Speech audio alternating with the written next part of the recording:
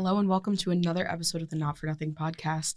I wanted to talk today about the appliances of 2024. Yes. In the past few years, we've seen appliances come and go. And I know firsthand because I've been a victim to some of them myself. You totally have. Really become a victim. And now Facebook Marketplace is suffering because of it. And my bank account. So air fryer, got one. How about you? I made my parents get one. And have now successfully convinced them to give it to me now that I'm back on the East Coast. So now I finally have my own air fryer. Were they using it? No. Oh, no. So they just had it. It was in the cupboard. And the past few times I came to visit, I was like, meow, meow, meow. Yeah. Doesn't seem like you're using it. And my mom actually was grateful I took it. Yeah, because it frees up all that But I use it every day.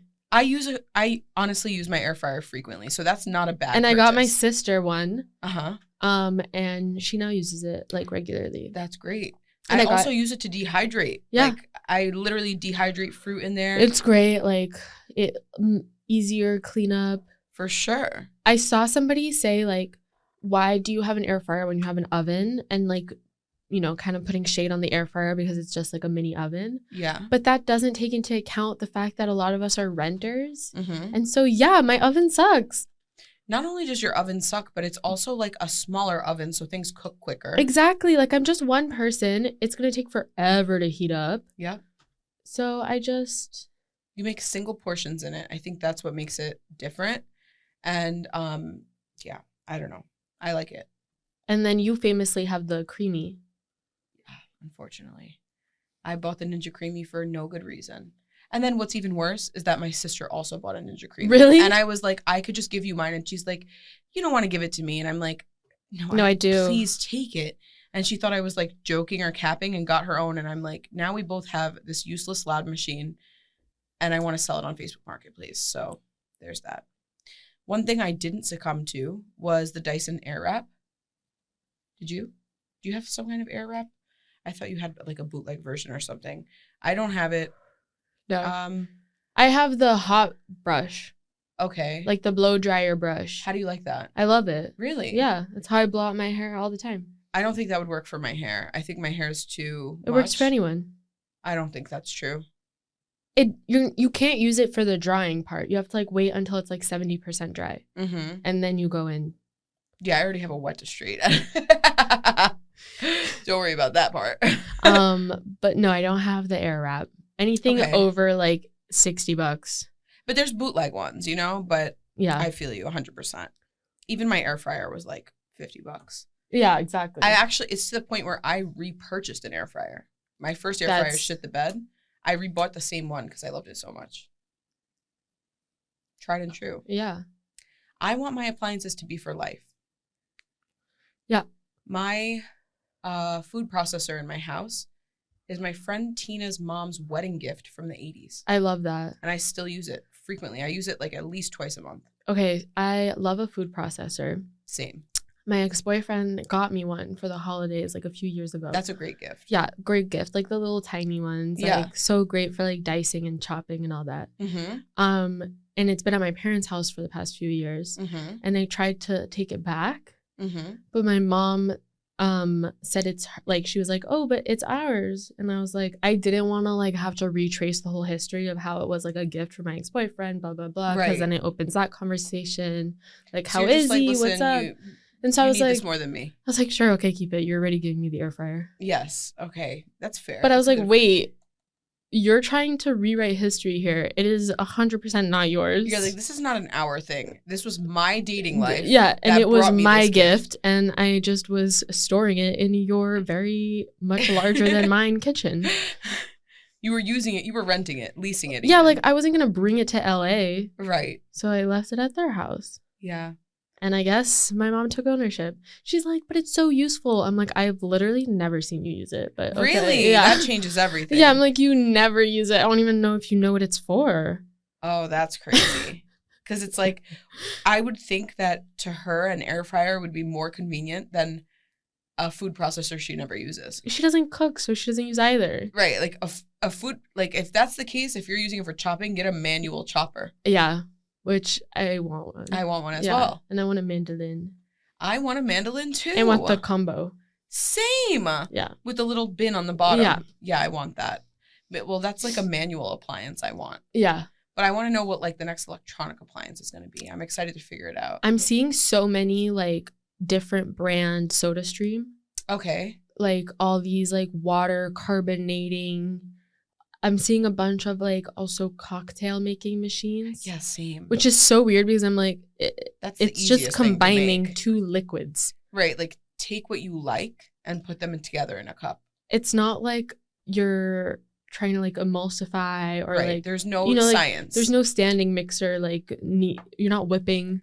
And if you were to whip, there's also a handheld mixer for that. And it's not shaking the drink, is Correct. it? Like, no, it's not. I would assume that that's the whole thing. It's like shaken or stirred or something. But it's literally just combining two liquids. And they're warm, by the way. Warm, yeah. Warm. You have to add your own ice to your cup. I don't understand, but I'm seeing it all over TikTok. And like all these pods, the pod systems. It's so weird. People, I think, just want the novelty of having like a cool bar addition. Another way or reason to drink. Yep.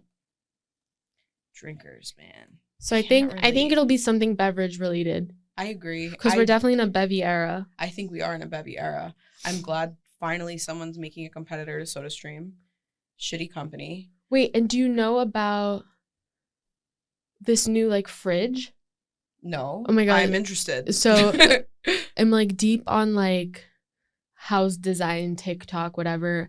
And there's this one brand who launched this like beverage fridge for your living room that's like meant to be like pretty and aesthetically pleasing. And then it also has an app related to it. So it'll like give you the inventory. So it'll be like, you have X amount of cans of Coca-Cola, X amount. Love that. And then the like next feature they're hoping to launch with it is that you can directly like order like refills of stuff like within your. That's scary. Very dystopian. Yeah. Cool. And then different. Do you remember the Amazon button? Yeah, it's kind of like that concept. I like that concept, but I also hate it. That was so funny because people didn't realize it was like then actually it's not free money. Like, no. You're paying for these items you've just clicked for. Right. Like, and stop. There was like, I remember a protector for the button. And like you got to have that protector on because what if you accidentally hit it? I didn't have that button. It was very simple. I had a button, but it was like a joke button my friend got me. I'm like, I don't need this. And I was like, I'm never going to press this button because I feel like because it's attached to her Amazon account. Yeah. I was like, I'm not going to press this button because if I do, I know that I'm making a purchase on your card and I don't want to be held responsible if you don't have money on your card. For like, this fucking Tide Pod. Yeah, for some stupid bullshit. But yeah, I'll send you this fridge. It's pretty cool, but it's expensive. But then like, yeah, like every layer is a different temperature based on like your beverages. And they were talking about the reason it's like so successful or like rather like seems successful from the outside is because our generation with like more buying power, let's say, is more into non-alcoholic beverages. So true. And so like having fridges that are like with little bevies and options. Yeah. And varying levels of carbonation and juices so it's pretty interesting. So I think it'll be something beverage related is my prediction. That's a great prediction. Honestly, I'm probably in agreement with you. I'm sure there will be another beauty related. Like it'll be a machine that refills like your Stanley. Right. You know? Need that. When I go to Wawa on these very special lucky days that I'm in Jersey, I will go fill up my cup, but my Stanley doesn't even fit underneath the ice machine. Oh my God, so you have to do a cup to put in your cup? Correct. And I inevitably get put it ice everywhere. all over the floor. I think that'll also be the big appliance trend, which I'm happy to say I'm a trendsetter, but like the at-home ice machines that do pebble ice. I'm just worried about the mold. Dude, it's so disgusting to clean. Like even I'm afraid of, forget it being disgusting to clean. I'm also afraid of missing something. Yeah, it's not, that's a hard appliance to clean. Right. I don't know. That's the only thing that gives me skepticism about it. Because I would buy one in a minute. More people are getting them. I would buy one in a second for real. And I've seen people doing like putting like the Mio in their ice machine and making like flavored ice, which I'm like even more of a hard. Yeah, like what if it stains it? It will stain it and it will get moldier. Yeah. Crazy. Okay. So to get here, you have to take a multi-state bus or train ride when you're not driving. Yeah. In order to pass out and to have a smooth ride where you're just like, I wake up at my destination, That was easy. I don't even feel it. What do you do? What do you bring? I famously don't love edibles. Mm-hmm. And I don't really love edibles on like ways of transportation because I feel like it kind of makes me nauseous. Okay. So Do you get paranoid? No, I just like get motion sick. Okay. Like and nauseous. Okay. And like restless. Mm-hmm. So what I like to do is do a large amount of dabs prior to like getting into the Uber or subway to get to the next train or bus, so that like you're peaking like as you're leaving the house, all this shit, and you're kind of like getting that jittery, I'm going on a trip. And then you can just like sit down on the train or bus and just pass the fuck out, because at this point you're like coming down from all your dabs, and you wake up and you're in New York City. I love that. Do you bring drool everywhere? do you use a travel pillow? No, it's like 3.5 hours. It's not that. Do you wear layers? I did this time because I didn't have like a suitcase big enough to put my coat and like my clothes in it. And so I had to wear like my big coat, and which is great for the pillow aspect. Exactly. I was going to say that. I was so warm because then I also wore a thermal under because I thought it was going to be cold. It was so cold last week. I don't think the weather is that different from DC. No, I'm saying like both of us. DC, it was cold. It was cold for both of us last week, and then this week it was not. And I did not get that memo. Yeah, totally. I totally understand.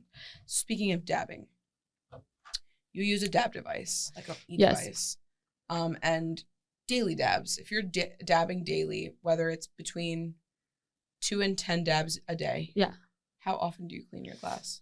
The glass part or the nail part, like the atomizer? No, the glass part, because I feel like the nail part requires like almost daily upkeep. Yeah, like the little, like in my Puffco, like the atomizer e-nail, let's say, that is like after every use or like every like amount of dab is gone, I'll clean that.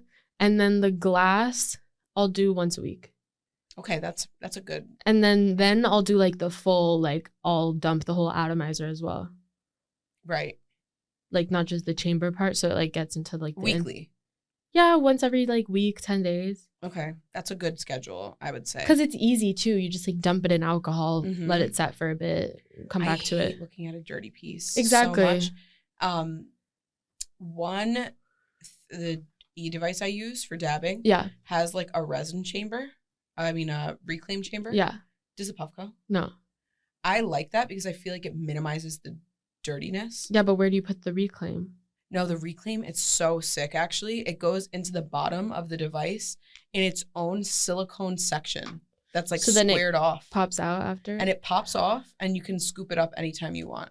That's cool. I actually think it's very cool for cleanliness purposes. Yeah, the reclaim on the Puffco really just goes like in the part under the atomizer. Right. So it's never like really on the glass or anything. Right. But that's why I do the dunk once a week. And that requires more cleaning upkeep for sure. Yeah, a little bit. I feel like because the reclaim goes into its own separate section that's like away from the atomizer, it doesn't compromise the atomizer, and it also just drips down, so it's more self-cleaning in the atomizer place. But in the glass itself, it gets super filthy. Yeah, just saying. But maybe one day I'll be cool enough to be a Puffco girl. Yeah, but it's definitely, it takes, I've been more into dabs recently, and it is harder to stay, like, you don't have to clean anything when you smoke joints except your ashtray. It's hard. It is. It's like, freaking annoying. I have little Q-tips everywhere.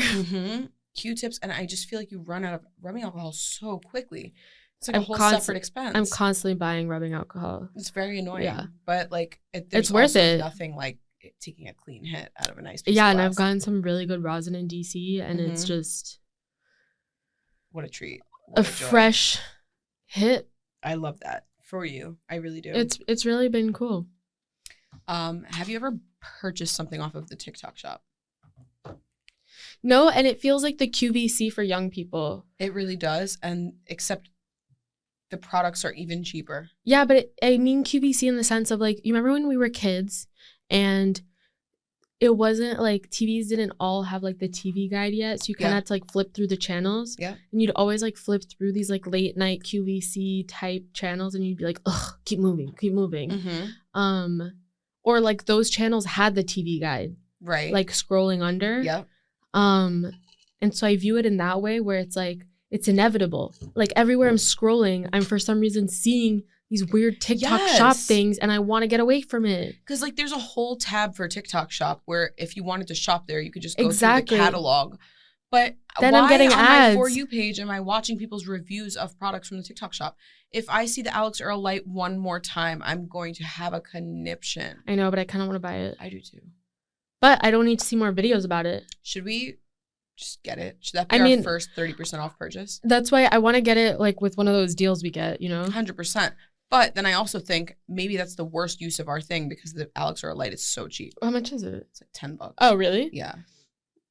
I also feel like that's why people are posting about it is so that they can. It's like I get it, get your bag. Like they make pennies, dude. Like wait, have you been seeing? This is my favorite part about TikTok Shop, is that there's like going to be like a ton of lawsuits. I don't know if you saw this. No. Okay, so it's technically illegal with the like Federal Trade Commission to promote something as like a dupe of a copyrighted or trademarked brand. So the fake Stanleys. And so all the fake Stanleys and the fake Uggs, like apparently a bunch of creators got sent like a bunch of like really severe letters. And like once tax season comes, it's going to be apparently like a bad situation for a lot of creators. There's also things on the TikTok shop where I think it's even going to be worse than that because I've seen like Hershey's chocolate makeup kit.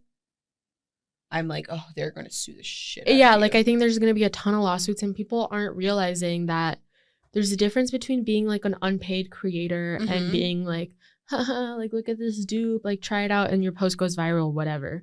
Right. Versus like actually making an affiliate commission, which is like felony crime, like right, financial crime, especially. And then to add insult to injury, if you're using commercial music, exactly, like video. There's so much wrong with these things and they don't even realize, and there's going to be a lot, I think, of so crazy. So I'm curious to see how that'll go, but I haven't bought anything and it floods my feed. I feel like I can't get away from it. Yeah, it's QVC meets Shein. And yeah, exactly. And none of it looks that cool, but I kind of do want to get the light because that has like functional use. I don't have good lighting in my. Same, and it's hard to carry a like ring light around with you. Yeah, exactly. Videos, especially me, I make stuff in the kitchen, and that's like I gave my ring light away. Did you? Yeah, I gave it to Mary Jane Gibson when she was doing the sandwich things. That's a great idea. Yeah, I want to upgrade, I think. And I also need a phone stand. Like an adjustable tripod phone stand, but a small one. Oh, that will go on like a counter while I'm cooking. Yeah.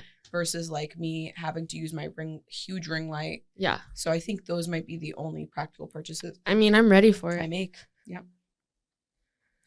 All right. So you haven't bought TikTok Shop yet. I have think not. We'll pull the trigger together. Yeah. For our content needs. I feel like that's the platform to be purchasing stuff like that. Oh, yeah. On your phone. Yes. Do you share your location with anyone? Yes. Who?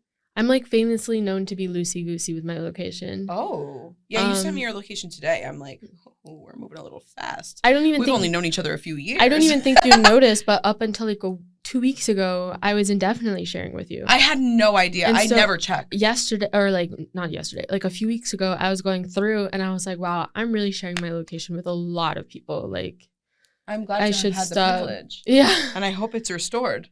Well, now it's restored as indefinitely? I can put it back to indefinitely. I gave it to you for an hour when you shared yours, but I was like, maybe I should. I don't know. I have Robert and I share each other's location. He was the first. Okay. That was like the indefinite one. That makes sense. And that was great. Like, I can't recommend that more if you have a roommate, especially in a city that requires a lot of driving. Yeah. Like both of us. It's just like a safety thing. Like, it's also like on the route, like you might need something for the house. Yeah, and but it's also easy to meet. It's safer than like if I can see his little dot moving or he sees my little dot moving, especially as a newer driver. He knew like not to text me where I'm at. Like he can clearly see where I'm going. Yep. Because those, a good idea. I feel like those are the texts that people are answering while they're driving and is always dangerous. Is the like, how many minutes are you, it's like you're looking for parking and you're texting the person and that's when you like hit something. Right, exactly. Versus like you can see him downstairs. Literally, Robert would say that sometimes. He'd be like, I could see your location. What were you doing downstairs? And I was like, trying to parallel park. It was just hard. Who else do I shared with you? My sister and I, as of recently, we do it and it's fun. Mm-hmm. Not my family. They're super against it. Okay. Other than my sister.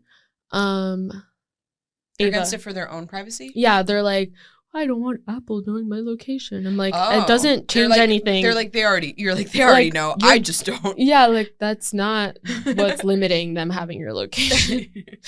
Ava and I have each other's. That's cool. Good one. Alyssa. Okay. Wow, you really are loosey-goosey. Liz. Wow. Yeah. It's like anyone who wants it. Anybody that I've like hung out socially. Okay. It's so funny because I am more like your parents where I'm like, you will not have my location. But it stops at that. Like I don't have anybody else in our extended.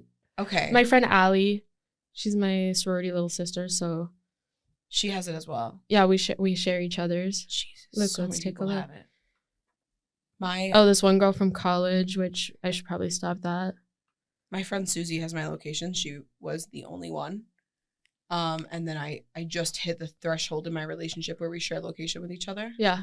Because it is simply easier. It's just so much easier. Where I have like, Nadir too. Where are you? Or if he's picking me up somewhere. You know where to meet them at the intersection. 100%. Like that actually is the biggest help. I don't need you to describe I will see where you are. I don't necessarily always know the address of where I need to be picked up. So you can like just come to me. Or if you just pull over, I'll know where you are. I'm coming to you.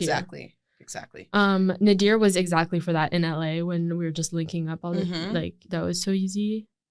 Wow, yours is pages long. My friends in Parrot, like Isabel and Anastasia. Across the freaking world. But we just do that one because we thought it was funny. Because we were like, let's just keep tabs on each other. No, that's nuts, girl. You're wild. My old intern, Chloe. Still.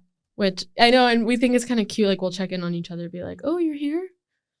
Wow.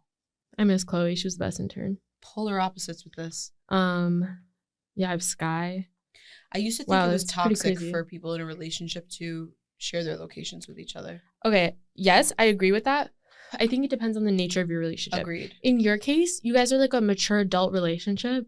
Right. Who are like, I don't know if this is breaking news, but like going to live together one day. Yeah. And like, you're not doubting where the person, you're not checking because you're like, ooh, is this person where they say they are? Right. You're checking because it's like a convenience for your life together as a couple. Right. In like beginning dating phases where there's doubt and you don't trust the other person and you're like, well, why is this person in Williamsburg? Like they told me they were tired tonight. That's fucking weird. It is weird. Me and my ex never. Scary. This is from LA. I feel like it was a big thing in LA because people are just constantly driving. I've had friends in those toxic location sharing relationships. No, and that I have witnessed it. Where they'll turn their location off if they're going to hang out with someone they shouldn't be with. That I've never. That's why I think it's funny. I'm like, everybody can see that I like haven't left my house in like 3 days.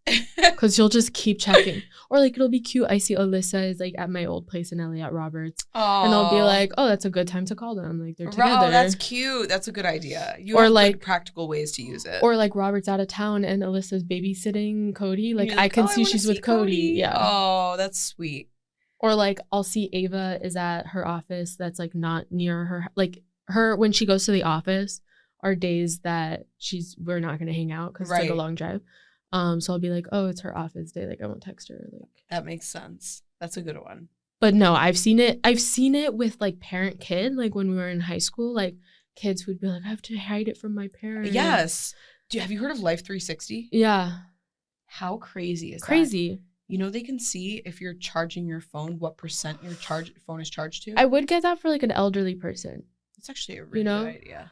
Like, because my grandparents had dementia and like, thankfully they never like wandered off by themselves. Yeah. But I have helped people, like old women on the Upper West Side. Like I was getting out of therapy and this woman was like, can you help me? Like I can't recognize the street anymore, and I know my friend lives here, and I drew a map of where I need to go, and I don't want to tell my daughter I'm lost again. Aww. And I was like, wow, I would want you to just like have this little thingy, so like, yeah. And then I like walked her to her friend's house. That is so sweet and sad. But sad. I was like, damn, like I get it, you don't want to like tell your family, but like this is not safe, and I feel bad that like you're like this in the world. Right. That is crazy. But for kids, I think it's a really important. My parents told us, they were like, they could tell you how fast you're going in a car. No, like that's weird, and I've seen that how many miles per hour. So my sister has a co-teacher, and she has that for her kid. Mm-hmm. And it's a lot of people have it for their kids. Most people. But it's at the point where it's like when they do have that, it feels like an unsafe relationship between the mother and the kid, or the parent and the kid. Mm-hmm. Like it was because the kid was like lying to them, and so the mom would be like, I can see that they're in their car with their boyfriend and going at like over the speed limit and shit. I'm like, that's crazy. Like, I think it's a big part of growing up is learning what is privacy and what should be like, what is not worth lying about. Right. And telling my parents where I was going was not something I would lie about. Ever? I would lie about like what I'd be doing at the place. I would sometimes lie about where I was going. But I'd be like, I'm going to Brooklyn. Like, right. I wouldn't be like, they knew the vicinity of where I was. Same. Like, I wasn't leaving the state, really. No, and I wasn't like, yeah, like, I would have friends that would like straight up just tell like the most elaborate lies. Mm-hmm. And so like, did I. I wasn't that much of a liar. I never understood the need. I was a detail liar. Yeah, I was just like, I honestly I was like, we're going to this person's house. And like, maybe we were at the next door neighbor's house, but like right. on that block. Right. Or maybe we're at the bar that's like near that person's house. Mm-hmm. But damn, yo. It was weird. And now as an adult, it is stalkerish. I realize how much I understand where the parents' freak out comes from. Like, it is super scary in a place like New York to not know where somebody who's like under 18 is. Mm-hmm. But also it's so important for them to learn the consequences of their actions. And to grow on their own. And to like learn, have some lived experiences. Exactly. Like, it's kind of sad. But I would get it for elderly. That's actually a great idea. I think that's a good idea. All right. Well, I think that concludes this episode of Not for Nothing. Yeah, and if you have Life 360 and you want to tell us why, let us know. As a parent or a child. And if you want my location, go ahead. Just hit her up. She'll give it to you. If you just request it, I'll send it. Just kidding, man. We'll see you next Tuesday for another episode of Not for Nothing Pod. Please follow the podcast at Not for Nothing Pod across all platforms. You could follow me at How Can I Help You? And you can follow me at Natasha PRZ. See you then. Bye.